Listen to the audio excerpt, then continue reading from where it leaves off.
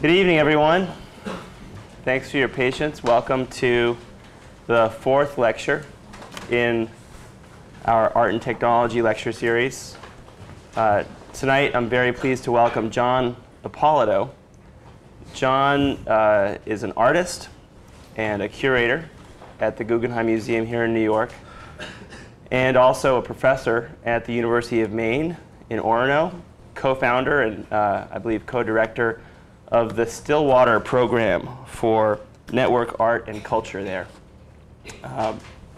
This lecture series is exploring issues at the intersection of intellectual property, technology, and the arts. It's an issue that John has explored in his work, in his writing, in his artwork, in his curatorial practice. Please join me in welcoming John Ipolito.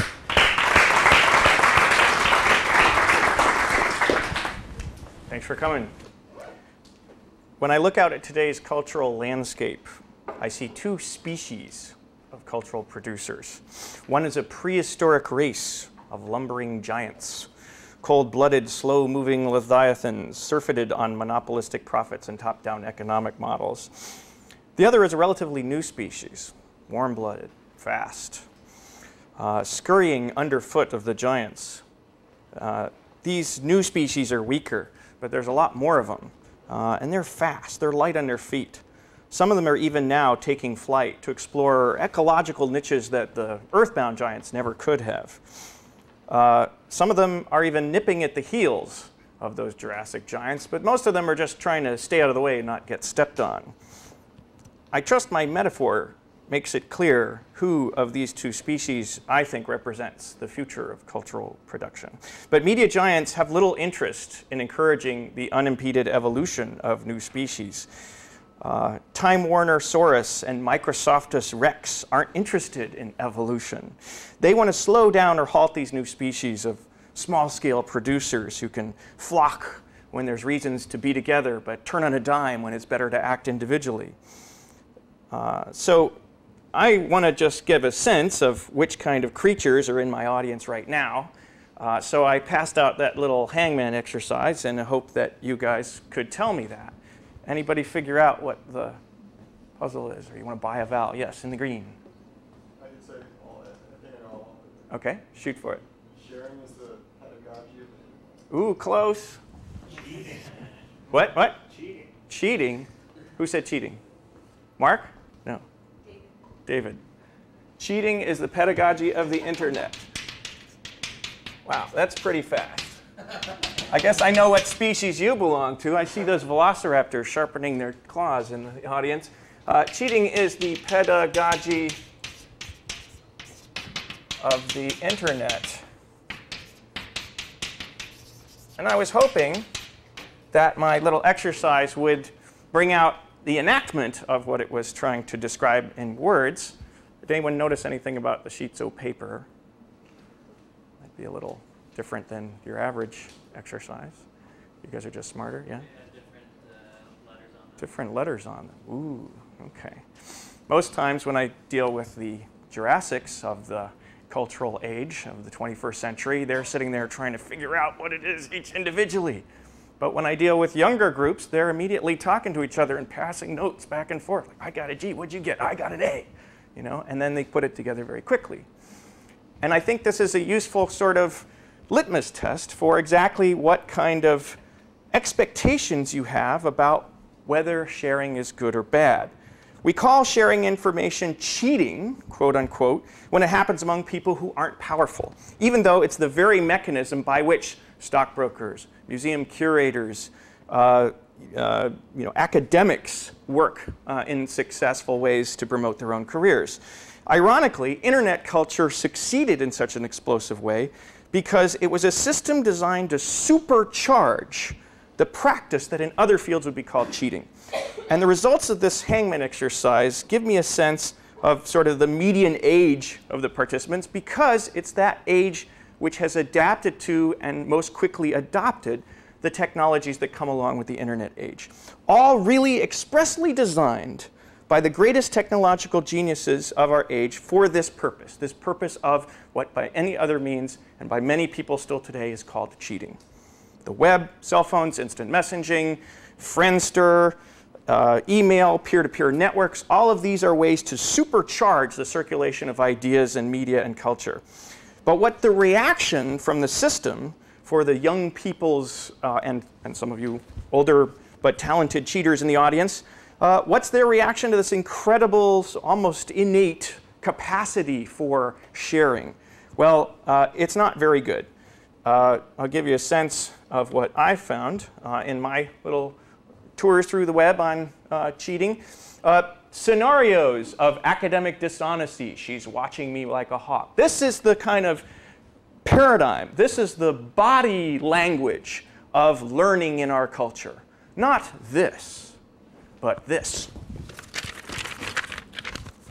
Keep your eyes on your paper. Don't let anyone look at your paper. You know, that's that body language right there.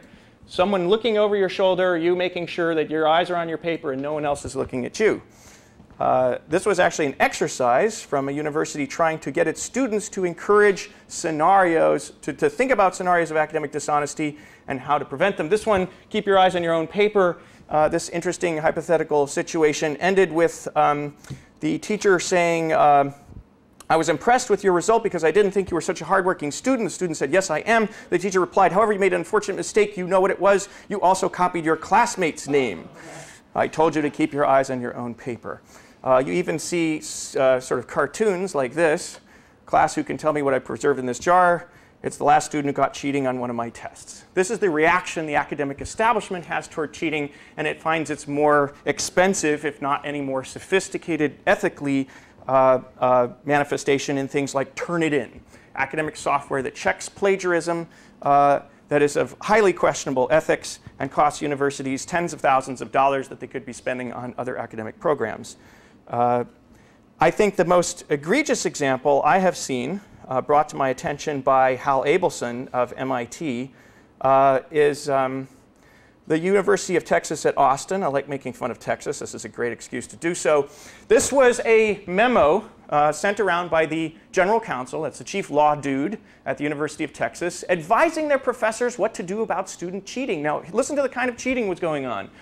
My lecture, written and verbal instructions at the beginning of class, could look something like this. So this is a license I would hand out to you at the beginning of a course, along with the description of where we meet and what the grading policy is. My lectures are protected by state common law and federal copyright law. They are my own marginal expression, and I record them at the same time that I deliver them in order to secure protection. Okay, I'm recording this. Remember that. Whereas you are authorized to take notes in class, thereby creating a derivative work, the authorization extends only to making one set of notes for your own personal use and no other use. You are not authorized to record my lectures, provide your notes to anyone else, or make any commercial use of them without express prior permission from me. So when you come out of class today and someone says, hey, what did John talk about in the lecture? I'm not at liberty to discuss it. This is the attitude that major universities, this is not Podunk University, this is that other university in Texas. This is the attitude that major universities are taking toward learning in our culture today. And it's all a kind of reaction to this concern about cheating. Well, you can see this same kind of parallel in the digital arts. The previous speakers in the series, Joy, Jeffrey, and Siva, talked about the relevance and value that remix culture, the ability to take source material and recombine it in new ways, has for photography, painting, and music. Well, if it had that effect for those older forms, culture that's born digital gets absolutely supercharged by the internet and the amazing new layers of access made possible by digital revolution. Let me give you one example. I'm only doing this because the guys in the room who made it, so I have to kind of show it to you. Let's see. Here's the net art diagram created by MTAA Artist Collective. Internet art is a profoundly prolific and very fast-paced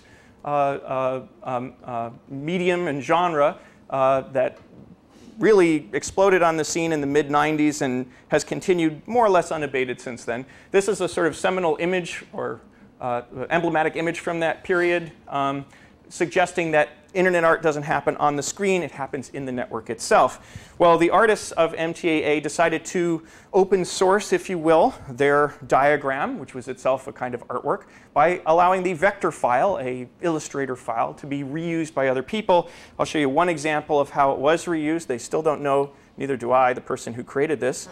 This is the complex net diagram to go with the simple net diagram. As you can see, it starts the same way, but things get rather Byzantine after a while. Down through all kinds of, I hope the architects in the class enjoy this, but there's also engineering, and we'll get to biology. There's the biology. Okay, human reproductive system. Again, it gets quite rococo at a certain point. And then military, industrial, net art diagram. Whew. Back to the computer again. Okay. An example of remix culture at its most Baroque. There's lots of other examples, just a few very quickly. Shredder is a famous work by internet artist Mark Napier that allows you to remix someone else's website. Let's take, I don't know, that could be anything, Sony.com. Okay. We will remix Sony's website. What Shredder does to Sony's website is really turn it inside out. What was small becomes large, what was hidden becomes visible. The tiny snippets of JavaScript that were in the background that you didn't even see suddenly become emblazoned in these giant blue letters marching across the screen. The large banner that was the splash page image becomes a tiny thumbnail sort of layered into the background. And you can do this with any page simply by through the magic of DHTML. And the fact that in the internet, as it was originally designed, you have access to everything, or just about everything within reason. That's what I mean. Cheating is the pedagogy of the internet. When the internet started, as we know, it was because people wanted a way to sort of send off ideas, academic data, scientific information, artworks and media back and forth through this ether that no one had control over and everyone had access to within the realm of people who had access to the internet at that time. And the protocols that drive most of the web, for example, still operate on that principle, right? HTML is fully open code. You can spider into any piece of it, be it cascading style sheets or JavaScripts. Except for the, in its original manifestation, all of these things were available, and so someone like Mark Napier could literally turn a web page inside out using that access. One more example of a work that I was involved in that I'll give you is the Unreliable archivist. This is something that worked with a, I can find it, yeah. This was based on a website, pretty much the first and foremost site for internet art curated, called AdaWeb. Everybody knew about it. Everyone waited to see who was the next artist who was going to be on it. And two colleagues and I, Janet Cohen and Keith Frank, totally remixed the site. We took the aspects of every page, from the style, the layout, the image, the text, and categorized them. And how do we categorize them? Well, if you open the slider, you can see that they're all, in this particular version, set on plain. And that's because this is the plainest style, the plainest image, the plainest background color, and so forth that we found on AdaWeb. But you didn't have to stop there. You could go to an enigmatic text, or an enigmatic image, or an enigmatic style, that is the colors and so forth, an enigmatic layout. Again, all these things come separately in the HTML, and so they can be modified separately. You can go to a loaded, and as in sort of sensational style, layout, so forth. And if you want to get really crazy, you could combine the most preposterous language, most preposterous images, style, and layout, and look at it all there. And if you had any doubt as to the fact that this ridiculous kind of combination of things actually was on AdaWeb, you could view the sources, where they came from, and say, oh, come on, no one would put that crazy flower background in an actual page. Well, you could just look at it, and this should open it for us in its original context. Okay, so that was the original site. You could do that for the whole thing. So that's another example of messing with someone else's stuff without their permission. I'll give you one more example more recently using the Nutella file sharing program. A guy named Jason Friedman created a project called NAG, Network Oralization for Nutella. And if I can get the sound going here. What do I have to do to turn on the sound? It should be on. Okay, if it was on, I think it would be making little beepy sounds. Did you hear beepy sounds? Yeah, let's see. Well, while that's working, I'm going to do a search for, I don't know, something public domain. Beethoven. Wouldn't want Columbia University to. Want to try it now? Sure. There we go. Okay. Wouldn't want Columbia University to violate any copyrights. Over the Gnutella peer-to-peer network, this kind of wrapper for Gnutella is searching for Beethoven tracks. And now it is playing them in a rather random series of selections determined by the software and by some choices I've made by how I want to mix it. In this case, I've chosen to vary the playback speed a lot, vary the playback volume not at all, move among downloading songs slowly, quickly, so on. Anyway, you get the idea. It becomes this kind of interesting Cagean collage. It also becomes a kind of interesting sociological document. You notice that Beethoven wrote Ave Maria. I don't remember that happening. So it also represents the way that users refer to these tags and kind of spiders across the network in a way that wasn't necessarily intended by the people who created Gnutella or put all these supposedly Beethoven MP3s out there online.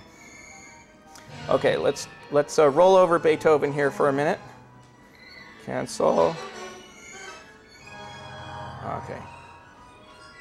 Bye-bye. Yeah, I heard you. Okay. So, just several examples from the world of remix culture. And it might seem that because this world is so rich and so, sort of efflorescent, that it would be clear that there's a value in keeping artistic remix alive. But alas, no. Artists have been no more able to influence intellectual property law and legislation than students. In fact, what you're looking at here is an organization, an event sponsored by, among others, Columbia University in 2002 called Art, Technology, and Intellectual Property. It was a meeting in upstate New York, this big mansion, took a week, had 60 people. There were ex-NEA chieftains. There were representatives of the movie industries and the recording labels. There were copyright registrars from the US Copyright Office. Lots and lots and lots of people with law degrees. Of the people that I met there, of the people that I saw, there was one artist, if you count me, and one technologist. Art, technology, and intellectual property. You do the math. There was no chance that we were going to influence the white paper these people wrote, this big book that went up to Congress to advise them what to do about intellectual property. And what was the excuse? Oh, the RIAA is taking care of us. They're representing all the musicians. The MPAA, they take care of filmmakers. The aggregators, the content aggregators, the culture industries, those were the people who were representing the artists. So you didn't really need to have artists there. Wrong. Artists and students and other people who represent this new species of fleet-footed, weaker but more mobile cultural producers need to have a say, need to be able to influence the system. We haven't succeeded yet. So we've got to figure out some other way besides the sort of system as it is to acknowledge or break a system that refuses to acknowledge that things have evolved past the pedagogical and economic models of the past. So what is that? How are we going to do that? I refer to it in the title as How to Hack Copyright for Fun and Profit. But let me be a little clearer about that. By fun, I don't mean Schadenfreude. I don't mean writing computer viruses or spewing spam or tying up random servers with denial of service attacks. That's for script kiddies and where's dudes. I mean serious fun. I mean the kinds of art that you've seen that misuses technology to uncover new possibilities or reveal underlying ideologies. For profit, I don't mean cash from exchange economies. I'm not saying we should all go sell hot copies of Photoshop on CDs on Canal Street. I mean, there are legitimate business plans that work within an open model, that work with the technology against it. Even if they're not business as usual, these models of business as unusual are very interesting and in some cases quite profitable. There's also the rewards of gift and reputation economies that I think are way undervalued in our current culture. Finally, that term I use, hacking copyright, I don't necessarily mean hacking individual copyrighted material, although I think there are occasions where that's ethical. I mean hacking the system of copyright, proposing alternatives to the existing copyright to create innovations that benefit creators instead of benefiting middlemen. Some of these innovations are going to be familiar to you. Some of the previous speakers have mentioned Creative Commons licenses. They never went into detail about them. I'll try to do that if I have time. But I'm also going to show you some of these innovations that are relatively new on the horizon. I'm especially interested in those innovations that privilege creation instead of consumption. Because again, I think that's something that represents the perspective of this new species. Do it yourself rather than watch it yourself. This is also a theme that Eben Moglen, who all of you know, I hope, here at Columbia Law School, refers to in his .communist manifesto, and it's something I'll be touching back on in a bit. First, though, let's take a look at some of these new innovations. Hacks of the system. Creative Commons, the best known, inspired by the new GPL of the Free Software Foundation, that open source / free software license that has basically stimulated a vast new area of software development, a new paradigm as well. You've probably seen, but maybe you haven't, might as well bring it up, the Creative Commons Get Creative movie. How many people have seen that? It's a Flash animation. It's probably worth showing the first few minutes of it then. I'll need some sound for this as well. This was a Flash animation they created to try to get people to understand the concept behind their licenses. Oh, that's not going to help.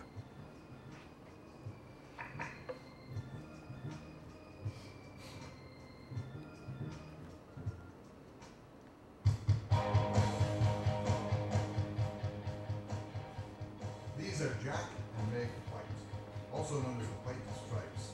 They're a band from Detroit. They make rock and roll without a bass guitarist. This is Steve McDonald of the veteran band Red Cross. Steve thought the White Stripes could use a bass player, so he appointed himself. He took the White Stripes album called White Blood Cells and re-recorded it, laying a bass track down on every song. Then he released the results as MP3s on Red Cross's website. He even made up a new album cover entitled Red Blood Cells. McDonald began putting these copyrighted songs online without permission from the White Stripes or their record label. During the project, he bumped into Jack White, who gave him spoken assent to continue. It can be that easy when you skip the intermediaries. Collaboration across space and time. Creative co-authorship with people you've never met. Standing on the shoulders of your peers. It's what the internet is all about. It can be that easy when you skip the intermediaries. But couldn't it be easier still? Not many of us are liable just to bump into Jack White and get the green light. And he's not going to let just anyone play the bass over his songs in any case. But what about other artists who might want you or me to play along? Shouldn't we be able to, if they don't mind? Enter one of the internet's most famous citizens. A face familiar the world over, a public identity rivaled only by a handful of corporate giants and global superstars, the Big Copyright C. Everyone knows what Big C stands for. Big C means all rights reserved. Big C means ask permission. Big C protects copyright owners and notifies the rest of us of their ownership. Time was when you had to put Big C on anything you wanted to copyright, or else it entered the public domain, the commons of information where nothing is owned and all is permitted. You had to put the world on notice to warn them. That was Big C's job, and it was a useful one. What changed? The law. By the late 1980s, US law had changed so that works become copyrighted automatically the moment they're made. The moment you hit save on that research paper, the second the shutter snaps closed, the instant you lift your pen from that cocktail napkin doodle, your creation is copyrighted, whether Big C makes a cameo or not. So suddenly, there's no quick way of knowing whether something's owned or not. The new rules may be clear about how you get to own a work. You don't have to do anything. But they say nothing at all about how you should go about announcing that you want to allow certain uses of your work. So what? Well, if you're a digital filmmaker whose every frame must be cleared by an army of lawyers before making a cut, or if you're in a band whose label won't let you put a song on a file-sharing network, or if you're a professor trying to put together online course materials, or if you're a DJ chasing down permission to use every snippet of song in your sonic collage, if you're one of these people, then you know, so what? We interrupt this brainstorm to call the lawyers. You drop what you're doing and call all the lawyers. You ask for permission. Even to use a work whose author doesn't mind if you use it, because you have no idea what the author's intent is. You ask for permission, even to share some of your rights. Or you venture forward unsure what your risks and rights are exactly. Or, in a haze of legal doubt, you do nothing. The bottom line, Big C is out of a job. The middlemen are not. Enter Creative Commons. Creative Commons wanted to find an easy way to help people tell the world up front that they want to allow some uses of their work. We called the experts, the US Copyright Office, for advice. Their response? There's no real answer. Get creative. So we got creative. How? Our CC brand marks works that are governed by Creative Commons licenses. A set of standardized copyright licenses available free of charge on our website. We wrote these licenses so that lawyers and courts could read them. Then we translated them into a language you can read. And then we translated them into a language computers can read. Now, CC isn't meant to compete with copyright, but to complement it. It allows you to retain your copyright while granting the world permission to make certain uses of it upon certain conditions. If the big C is like a red light, then CC is a green light. If the big C says no trespassing, the double C says please come in. If the big C says all rights reserved, CC says some rights reserved. So you can use the powers of the net to find works for you to share and build upon, and to invite other people to transform or trade yours so that you can get creative, not only with what you make, but how you make it available, so you can collaborate across space and time, so you can be a co-author with someone you've never met, so you can stand on the shoulders of your peers, all without asking permission, because permission has already been granted. Creative Commons. Get creative. It's easy when you skip the intermediary.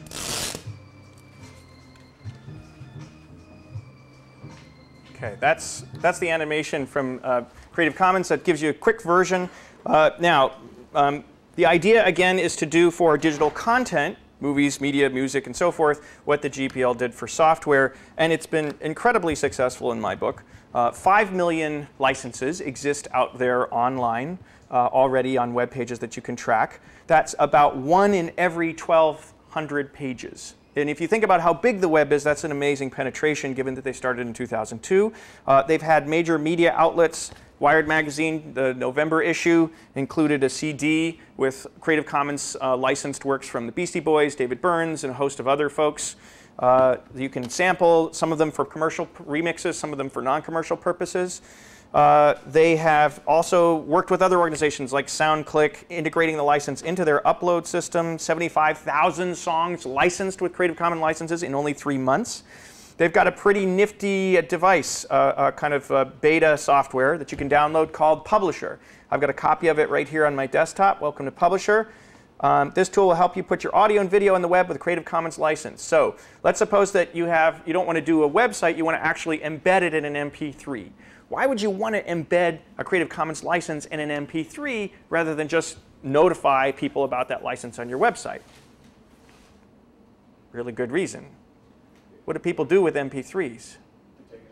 Yeah, they share them. They put them on an iPod. They send them through Kazaa or Nutella or whatever. So if you get an MP3 downloaded, it's away from its source. It doesn't necessarily have a tether back to the place that the license originally was. So they created this tool to help you do that. So basically, you create this kind of box. You drag in, let's see, I've got My Amazing Song MP3 here. I'm going to drag it into the publisher. And what it will do is sort of assimilate that MP3 file and then prompt me to ask what kind of license I want to apply to it. And instead of having that license go up on a website or whatever, it will actually embed it into the ID3 tag of the MP3. So when that reference it was made in the animation to making something computers can read with little numbers, that's XML. It's an XML flavor called RDF that specifies exactly what the license terms are of your particular file. In this case, I'm going to choose, let's see, I'll say my, who I am so people can find me, if I can spell my name right.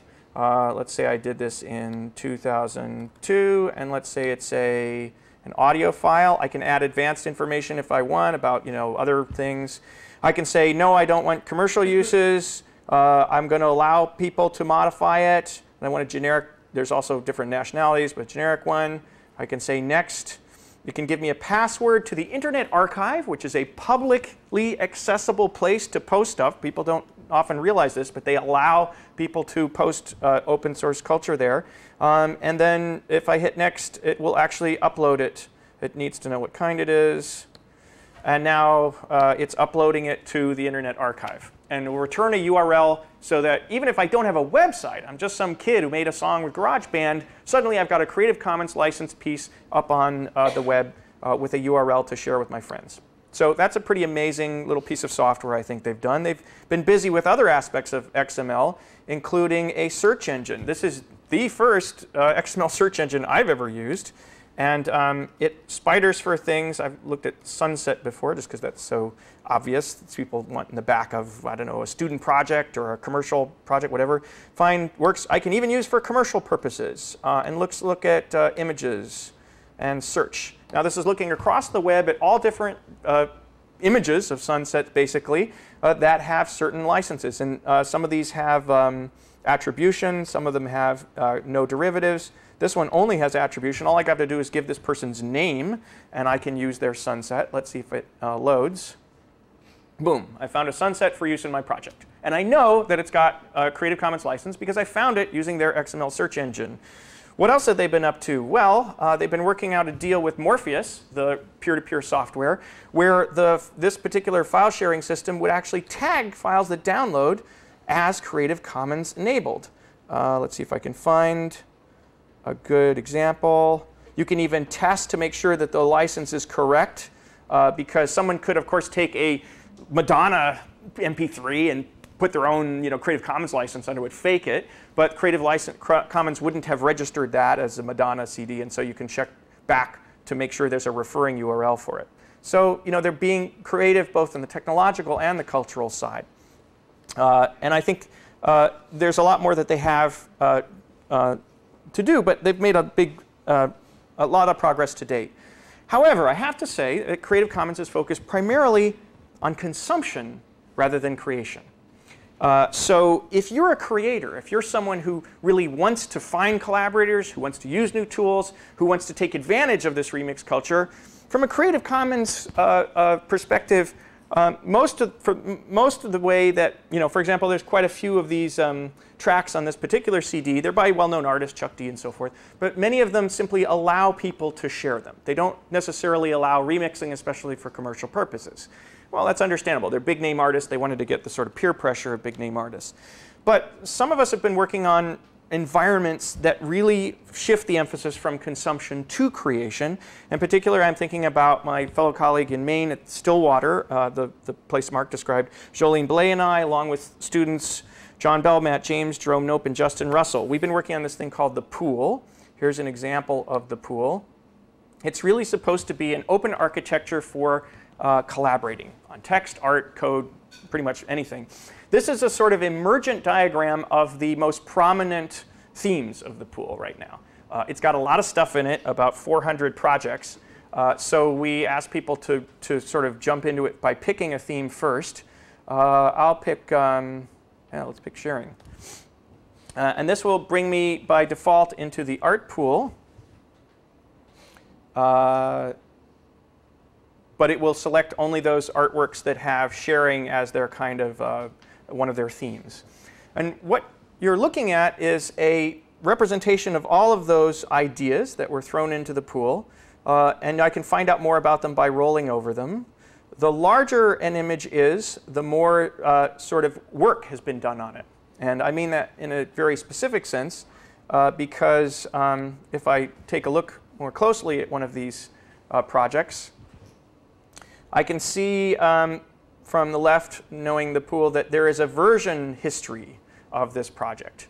It has been through 3 sort of levels of production. The first, an intent, is simply an idea thrown into the pool. I want to make a website about, the last election and, what happened. Or I want to make a peer-to-peer software system that works only on Rendezvous. Or I want to, write a text about the comparing John Cage and Richard Stallman. Whatever it is, those ideas can be thrown very quickly into the pool and very quickly get feedback. Now, the feedback manifests itself in this kind of mapping. There's a reason for this diagram that you can barely see in this light. The 2 axes upon which these guys are rated are approval, higher up to the top. That is, something that's been rated higher by the community floats to the top, that kind of metaphor. A lot of aqueous metaphors in the pool. And recognition goes to the right. That is, the more reviews something has had, the more to the right it appears. Which basically means if something's in the upper right-hand corner, it got very high reviews and a lot of them. Chances are it's going to be an interesting project. Something in the lower right-hand corner got a lot of reviews and they were all shitty. So it's a way to take a lot of material and encourage a lot of brainstorming, a lot of feedback back and forth, but also make some sense of it. And what I can do is to, let's see, what would be good sense? Well, there's lots of fun stuff you can do with the pool, but if I just want to show you, for example, the details about this particular project, again, it works in a series of stages. The first stage is an intent, and it's simply a description, just a verbal description that can be reviewed. This got 2 reviews, an 8 and a 3, and you can look at the details of the review. They only get conceptual ratings at this stage. But then someone can make what we call an approach being a kind of mock-up for it. How would this thing actually work? Not making it yet, but saying how it would work. I'd do it in Flash. Or here's a Photoshop image of what the splash page might look like. Or here's a technical diagram of how the network might work. You can review the approach. This one got quite a few reviews. You can also, because it's past the level of a pure description, start to give it license properties. So in this case, you see it had attribution and non-commercial at this particular stage. But then you can sort of follow the version stream or kind of history. The approach did change once. And finally, it even engendered a release. And the release got its own reviews, and you can look through those and so on. You can compare projects to see kind of the difference between different projects in the pool. Again, I've opened up deliberately only the ones that have to do with sharing. When I open up all 300, they really occupy the screen quite a bit. But we have a lot of filters to help us look through those and ways to quickly find and navigate through the material that the pool represents. And it's been a pretty interesting project for those of us who have been working on it, because we use it in our classes all the time. And it really is an encouragement of people to share and information, collaborate with each other, find collaborators, evaluate each other, rather than this kind of I'm head tucked over my own paper kind of approach. We also, though, recognize that it's useful for students to find each other and creators to find each other in the pool. So we've built this this kind of network graph, or it's a social network system that trolls through projects, see who's collaborated with whom. And I just picked someone, Justin Russell here, is one of the collaborators, one of the many in the pool. I can graph him at various levels. So if I want to see his projects, then I can just graph those. Okay, now there's Justin, and he's contributed a lot of projects to the pool at this stage. The dottedness of the line is how much effort he's put on them, how involved he's been, and so forth. But if I go further by spidering past the projects to who was involved in those projects, boom, I get a more complicated diagram. We're still working out the layout on the page, but Basically, there's some that he's worked on by himself, but there are others that he's worked on with other people. And if I go like all the way and spider all the relationships between these people, the diagram can get very complicated. Let's say Matt James. If I can spell right. Come on. Oh, it doesn't like that. OK. Let's pick him. Here's someone who's done a lot of work in the pool. And still graphing him, I guess. Yeah. Wah! OK. So this is the kind of connection that you can make in working in this kind of open environment. The pool is a system unto itself. Unlike Creative Commons, it's much more distributed, where you can license your own work on your own website. The pool requires you to, in some way, although it doesn't contain projects, it's sort of a way to register projects. But this is the benefit, that you can basically see the relationships you have between other people and build them in an incredibly kind of connective way. I mentioned reputation was an incentive for open collaboration, and this grapher is one way to kind of get that reputation, or at least represent it. One more thing I'll mention is the Open Art Network. This is a system I've been working on for a while. It includes quite a few artists in this city as well as around the world, people who have decided that it's a good idea to, in a Creative Commons style way, allow other people to reuse your work. But in this case, it's particularly about the source. Now, we know that in the world of software, the source is a really valuable thing, right? That's what makes GNU Linux powerful, is you have access to the source. Lots of people can work on it and improve it. Whereas Microsoft Windows, it's proprietary, it's closed. You can't walk out the building and ever sort of share the information with anyone else, kind of like that UT Austin license for students. Well, there's a lot of rich media that internet artists and digital producers use that isn't necessarily just code. It's not just Perl scripts or Java.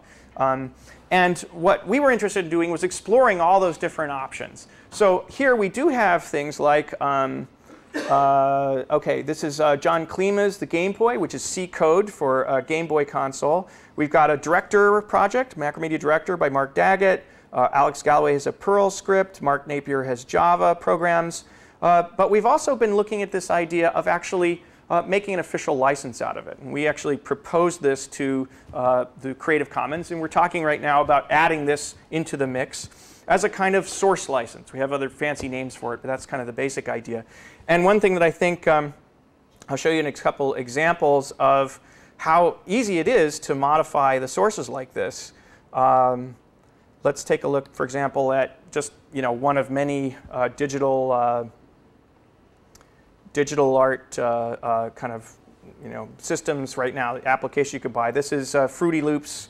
It's something that students especially like to use to modify culture. And let me grab a, here's a version of a song. This was made in like 30 seconds by one of my students using Fruity Loops. Sort of sounds like Mortal Kombat, I think. Let's see if it plays. Hello? Is it playing? It's not. OK, there we go. OK. That's it. But now I asked them to do this sort of screen grab in which they showed how easy it was to modify something. So now the student's going to pick a different instrument, change one of the tracks, drag the line across. And I gave them the assignment was in 3 clicks. That counts as a click because you can hold it down and still count it as a click. In 3 clicks or 3 steps, you had to modify something significantly in a way that demonstrated a difference between that and the original file. So here's the different version. This would have been incredibly difficult to do with something like SoundEdit if you were just given the waveform, right? WAV files, MP3 files, those are great. I'm glad people are applying Creative Commons licenses to them. But they're not as powerful as having the original, the source, OK? The Fruity Loops file, the GarageBand file, the many ACID, all these different applications that can modify music. And you see within 3 steps, you're able to do things like change the timbre and instrumentation without changing the pitch. Very difficult to do if you're just like editing the MP3 itself. There's comparable, modifications that can be done to visual files. Just as an example, those of you who work with these technologies, you know this, like the back of your hand because you use it all the time. Okay, here's just an Illustrator file that a student is going to modify quickly, changing the color, changing the outlines, bulking out the shape with a pucker tool, just by dragging it around, so that in the end, with a few clicks, it bears almost no resemblance to the original, something that would be actually rather difficult to do with just Photoshop and a JPEG. If you've got access to the original Illustrator file, this kind of digital manipulation is really trivial. And as you can see, it generates quite a very different result from the original. Okay. So the goal was to create this kind of a new form of license based on sharing the media source. And as our proof of concept, we sent this to Creative Commons. They got kind of a kick out of it. This is their original movie that you saw a few minutes ago. I won't play the whole thing, but that's Get Creative. And one of my students created this in response.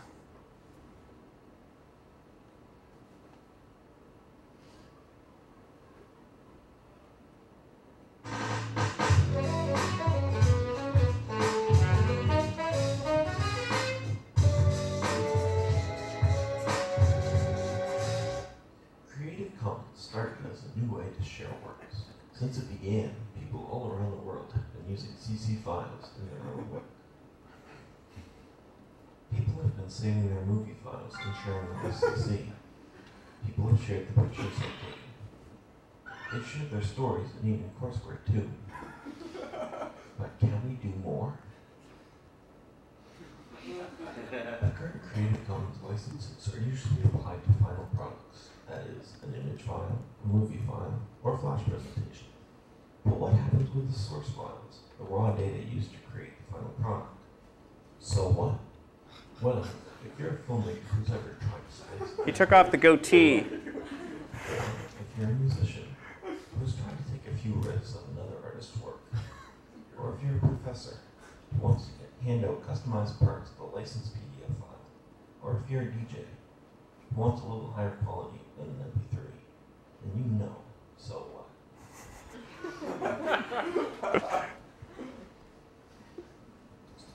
The Stillwater program at the University of Maine proposes a new option.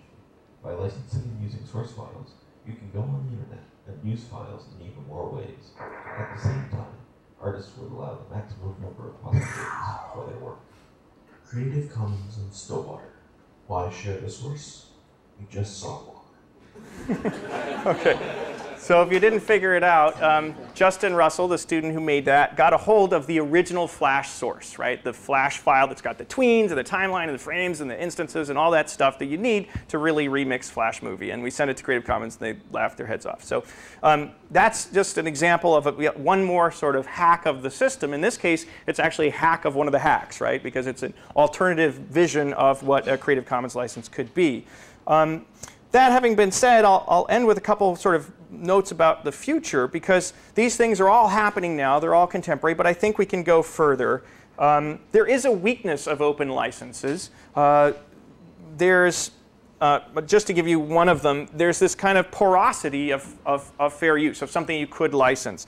For example, it can be a matter of proportion. One of the four prongs of the fair use test is, did you use a lot of the other person's work, or did you use just a little bit of it? If you used a very little bit of it, chances are you may be allowed a fair use exemption from copyright infringement.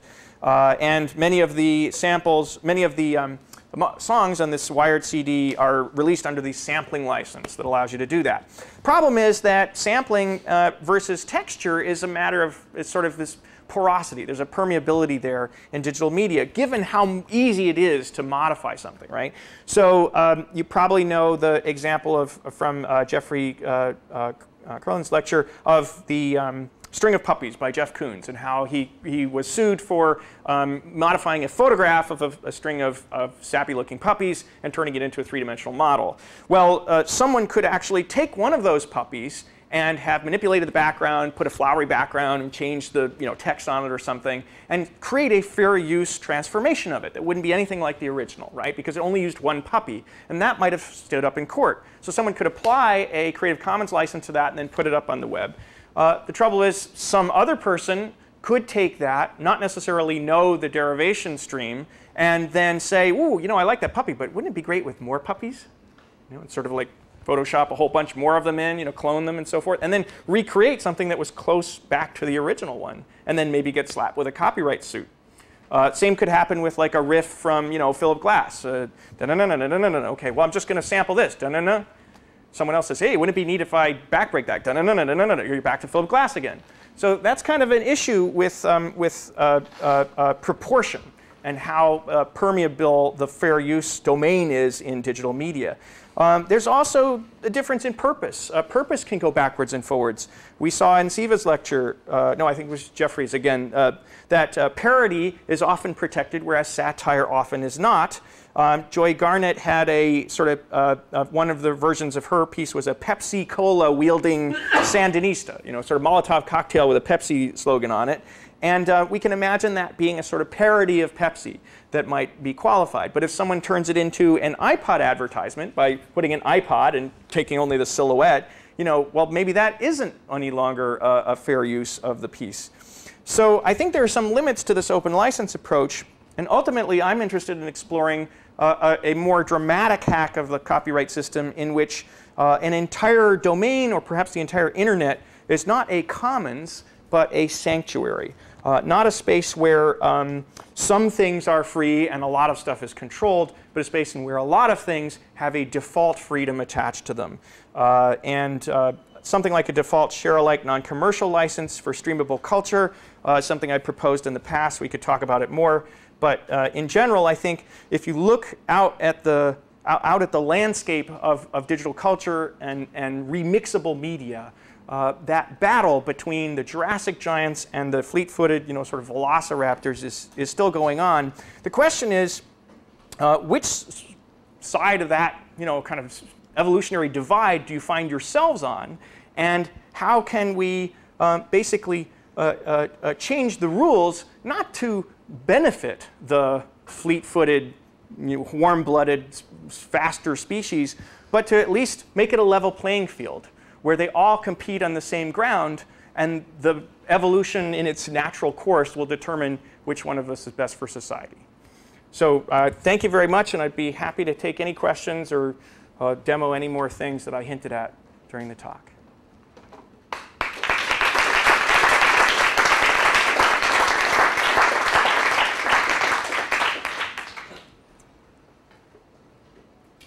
Any questions? Everybody got it down? Yeah. I actually have a question about, you were saying your dramatic hack where the entire internet is a sanctuary.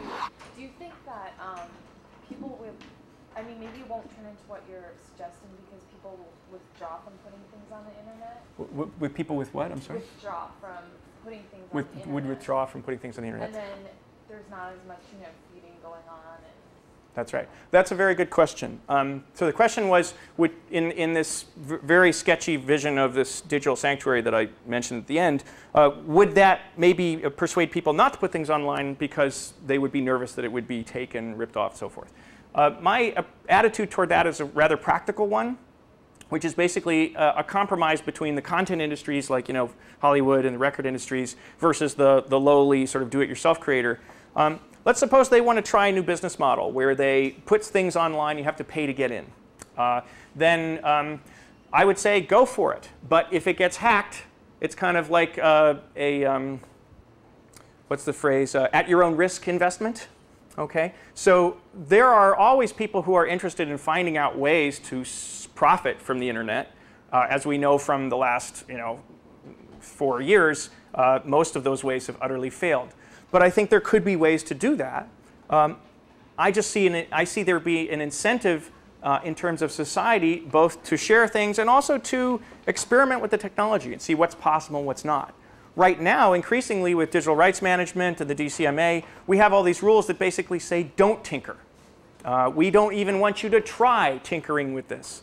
And authors and commentators have said, well, this is antithetical to the spirit of our society in general and American culture in particular. We are a race of tinkerers. We are people who do this. This is Thomas Edison. This is Benjamin Franklin. This is where we come from as a people. So my feeling about that is like, okay, let them tinker, but also let the other side tinker. Let the hackers tinker, let the people with lock culture tinker, and if there's an arms race there, they will sort of work it out on their own rather than have some legal restriction or technological lock inside a computer prevent people from doing that. So a metaphor would be if you're walking, digital media products are like rabbits. They reproduce so quickly. That's the danger of them, right? MP3s, once it's on the internet, can go everywhere. You can take your rabbit for a walk in the sanctuary, and you can put a leash around that rabbit. But if the rabbit wriggles out from out of the leash and runs into the sanctuary, it's now protected as part of the sanctuary. So that's the approach I would take toward that problem. Is that another question? Yes. I was on a different subject, interested in, as a curator with the Guggenheim and going back to like when net art was a net artist about not wanting to be put into this art institution and being shown on curated websites like, isn't it Cyber Atlas that you can mind? Cyber Atlas was an early project that I did, yeah. How is that changed, or how is that now with, from an institution's perspective, like from an art museum's perspective, and looking at net artists and works out there? Is there interest in curating them longer, or what's happening with that? There's a lot of other people in the audience who could also respond to that. The short version, I would say, is that there was a huge burst of interest, roughly coincident with the dot-com boom, that busted along with the dot-com bust. But what's happened is that the interest in preserving this kind of culture has percolated through the establishment to the extent that there's a lot more of the net art that's going to die if we don't take dramatic new paradigms of preservation. So the same people who might never have fired up a web browser, who are curators and archivists and registrars and conservators, are looking at their video installation or their spiral of sticks or their corner of fat and saying, whoa, the traditional storage mechanisms aren't going to work for these. And since internet artists are a particularly clever and forward-thinking bunch, sometimes they can all learn from each other. And in this ironic, sort of underhanded way, I would say internet art retains its relevance to the museum because the solutions, if you can solve that, that's the acid test, right? If you can preserve internet art. So the benefit would accrue back to the other works. Yeah. You're talking about how you were at something put on at the American Assembly. Yeah. Art, technology. Did I leave that up there? Let's see. Tons of law degrees and one artist and one techie. Yeah. I was wondering though, in light of that really cool Creative Commons video we saw where it said, lawyers speak one language and then there's humans and then there's, but that's sort of true. I mean, lawyers do speak and the law speaks in a very distinct way. So in what ways do you think artists and techies can begin to speak to lawyers and to the law in a way that they will understand? Since I have a feeling if you got, if there were so many more artists there, everyone would still be speaking a different language, that it wouldn't necessarily have improved anything. That could be true. My beef was not simply that there were lawyers interested in finding a new system at the assembly, but there were lawyers interested in keeping the system the same because it benefited their clients, i.e., the RIAA and MPAA. But to answer your question, there are lawyers who are really interested in changing the system because almost everybody agrees that it's broken. It's just a matter of whether your heart is in really seeing the change or whether you're just looking forward to the next paycheck. That's my view. Those lawyers work for the Electronic Frontier Foundation. They work for Creative Commons. There's law clinics around the country that are really interested in these issues. And it beholds the artist to go to them and say, hey, how can we help? What can we do to help sort of like you envision these things? Because the source license, that's why we built this, sort of demo. They don't know that, they don't work with Flash. They're like working on, drafting contracts in Microsoft Word or whatever. That's not a native sort of medium for them. So for us to sort of educate them about the value of having source media, I think is part of our mission. And there's lots of opportunities. We're actually trying in the Open Art Network to stimulate more of these. Anyone who's interested, for example, if you're a video artist who likes working with high definition formats, in 2005, July, you won't be able to do it anymore, at least not through TiVo, because Macrovision's broadcast flag is being incorporated into any kind of recording device. What does that mean? It means you won't be able to make artwork in which you sample digital television, high definition, digital satellite, so forth. So what the EFF is doing is actually creating one of these devices to do that, basically so that it will be grandfathered before the legislation. And they're looking for artists to use it to show what interesting things you could do if you had access to the ability to record for fair uses. And in many cases, the Supreme Court justices don't know anything about art. So people like lawyer Lawrence Lessig talks about how he tried to persuade them about the value of letting things fall into the public domain in the case about Eldred. The problem was he was, someone, I forget who, one of the judges kept hitting him with, well, show me the empirical evidence. Show me what would be possible with this. You've told me that it's possible. Was it Souter? Okay. Scalia? I think it was more, not likely Scalia, but one of them. And after the fact, Lessig said to himself, he's right. I should have had some proof of concept. And artists can provide that. Yeah. What if the real power of copyright holders turns out not to be, in fact, their copyright, once those are easily gotten around, but their marketing dollars? So you don't have the efflorescence of alternative and derivative culture just because most people are still spending money to buy the things that are marketed to them. I think that's a very good critique. And it's one, it suggests another problem with the idea of Creative Commons style licenses as being the only solution. I think they're only part of the solution. But I do think there are some interesting alternatives. Viral marketing is an interesting idea. Something like Snapple, if you look, that's the classic case of looking at something that didn't use, big industry dollars to market itself. And when it was finally bought by whatever it was, Quaker Oats, they completely bombed and destroyed the brand by trying to market it in the usual way. But there's also more creative sort of misuses of brands. For example, Clay Shirky, who studies social networks, has complained about peer-to-peer systems in that they depend on a taxonomy of celebrity that's already there. You don't go searching for a band you don't know yet, right? Most of us don't search for blues. We search for Led Zeppelin or whatever. So it's something you already know. So it had to have already been marketed by the record labels for you to even search for it.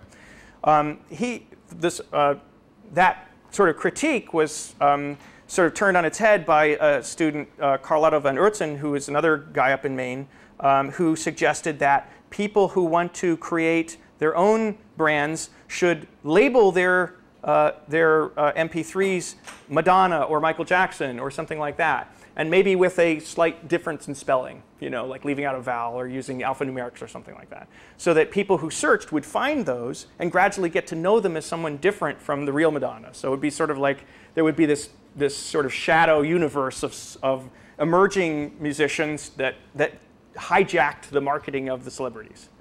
I thought that was an interesting approach. Yeah. Well, I have a comment and a question. So my comment is, well, if it's legal, then it takes like half the fun out of stealing stuff when you remix it. But isn't it the example that Lessig uses is an independent filmmaker making a documentary, and then Fox won't let him license some Simpsons. For like individual creators, isn't it? I've taken stuff and I've remixed it, and I never really worry about it because I don't have anything. If they sue me, they're not going to get anything, and it won't really be worth their effort to do it. I don't really take part in file networks, so so a lot of individual artists who want to remix this stuff, and independent producers who don't have capital, don't really have anything to worry about. So we're kind of protected by our poverty and our unsuccess as not being a whole industry leader or something like that. So isn't the Creative Commons stuff sort of more for protect capital against capital? Protect predator against predator rather than little rat running through the sewer against predator? That's a very interesting question. I mean, would you say Joy Garnett is a predator? You know, her was the first presentation in this lecture series, and she created a work. I know you guys remixed it, so, in which it borrowed a photograph, stole a photograph from a photojournalist. She actually didn't know who the photojournalist was at the time, and was later sued by that person. You know, I don't think Joy Garnett is a brand name of the level of someone that should be sued, but she was at least served papers by that original photographer's attorney. There's also cases, you mentioned Lessig's description of the Simpsons excerpt. Read his story of the student at, was it Rensselaer, I think? Yeah, okay. Where, you know, basically this guy, and I know students at Rensselaer who told me about that. They had this system that would crash. It was a university network based on a Microsoft product, I believe, in which you could search for files that were on this network. And it wasn't a peer-to-peer, you know, music file sharing system. It was simply a university network that was designed to help you find resources, right? You know, who's got a copy of this? Where can I get that? There was a bug in it, though. If a computer was offline and you tried to use it, your whole computer would crash. This student did nothing but fix the bug. Now, it turns out the program was also used to share a lot of music and copyrighted, you know, programs illegally. And this student was sued to not within an inch of his life, to all of his life savings. You know, it was one of these things where it's like a $150,000 suit. It was patently ridiculous, but even the cost of going to court the first time would have been more than this student could afford. He had saved, I believe, $12,000 for college, and he was like a sophomore, and he was a first year? Okay, and he gave it all. You know, they basically said, we'll settle for your entire life savings, thank you very much, and take off the system, right? I think that's someone pretty low on the totem pole there. You know, that's like the you know, Barosaurus stomping on the little mammal crunch, right? So I don't have a lot of faith in your. I like to believe your idea, and I think poverty is often a good shield, but in some cases, you know, clearly it hasn't been. Yeah. Just, I mean, everyone knows about this stuff, but the RIA every 6 months gets a new 400 people to sue, and it turns out to be like a 12-year-old. Right. They're up to 6,000 college students now, and I presume those aren't the predators. You know? Yeah, it's definitely not. One thing that's interesting, though, but just to key into this notion of predator as a kind of metaphor, the RIA doesn't sue people who download only. It sues people who enable other people to get. So ironically, the people who use because most you know, network peer-to-peer software, you can check off, I don't want to share, I just want to receive. But a lot of people do share because that's the basis of the program. Ironically, those people who do the unethical thing from the network point of view are untouched by the RIAA. It's only the people who allow others to upload. In the case of Justin, whatever his name, the student, even just did the technical correction to the system. And you know, that's an interesting thing because in some ways they view as predators what, from the perspective of the network of sharers, are the most altruistic people. Yeah. Well, this goes back to what you were saying, how most of what you've been saying, I mean, from the idea of licensing the source files to the idea of, what was it, like the sanctuary of the internet. I mean, you said you want to focus more on creation than consumption. So you've proposed kind of an alternative model for how this work would get created and how it would ultimately lead to more innovation, and that's awesome, but is there like a complementary alternative model of distribution? Or, I mean, if all of the creative media that was available online was free, I mean, whether like as in beer or whatever, I mean, would that relegate art to be like a hobby? Like, would everyone who was an artist have to find a day job? That's a good question. I've talked about this in other contexts, and I basically think day jobs are underrated. But especially if you think about things like the reputation network that I showed. Let's put it back on the screen. You know, here's some person who did a lot of stuff for free, right? Matt James is one of the most common contributors to the pool. This is his connections that he's made with other people by using his technical, conceptual, or perceptual skills in common projects. And he's made this network without having any financial, you know, recompense at all. But isn't that network a valuable thing in and of itself? And isn't it of value in getting him a day job? You know, in other words, if there are, and there certainly are in most even gift and reputation networks, times when money is made, knowing who the person is, you know, finding collaborators, finding the people, establishing the reputation is something that usually takes years. In an era of, you know, networks and social networking software, it could take a matter of days. So that's one way in which I think the ethics of altruism and in examples of the open networks I've described can lead to, you know, sort of life, you know, paying the bills, funding the computer or the next laptop you're going to buy. And even if it didn't, let's suppose that this, you know, sort of someone makes me king and the internet is suddenly a digital sanctuary. For 99% of artists, nothing's going to change, right? It really isn't a big change of the way people use the system. People tend to steer clear of gated communities and subscriptions. People tend to gravitate to free content. People tend to share and remix. You know, web designers are constantly pilfering JavaScript and code from each other, and they don't credit each other, whatever.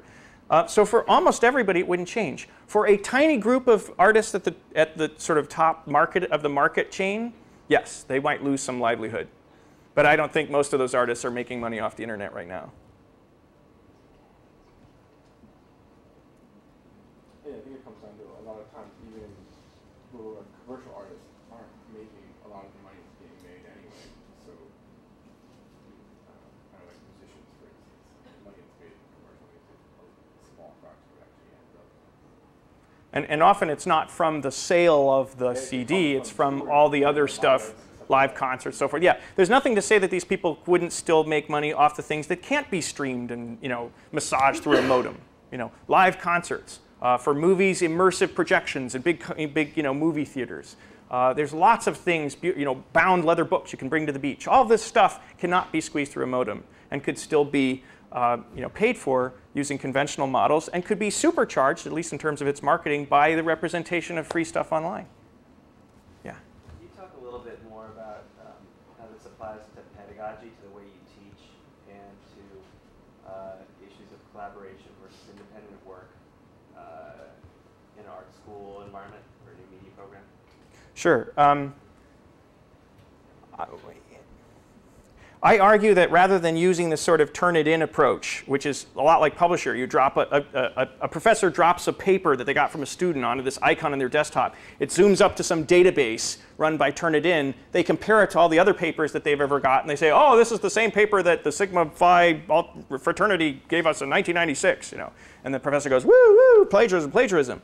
Well, many things about that are troubling to me, not the least of which is Turnitin has created this large repository of information, of shared study and thought that have been produced by students all over the world. And they are completely owning the copyright and not sharing it with anyone.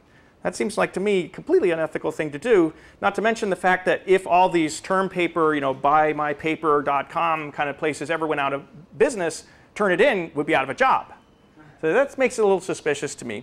I think that professors should be assigning assignments that assume that we have the internet. We have access to more facts than we could possibly deal with. We have access to argumentation that's taken place in the past. What we need is the ability to take contextual decisions about what's happening here and now. And if assignments are tailor-made so that you know it couldn't have been written by anyone else because you tailored it to that class or that student, then you solve that problem. In terms of other kinds of assignments, my favorite one was I had a video that was kind of boring that I wanted to have students watch. And I realized, you know, people in the real world, they don't read every word of a book.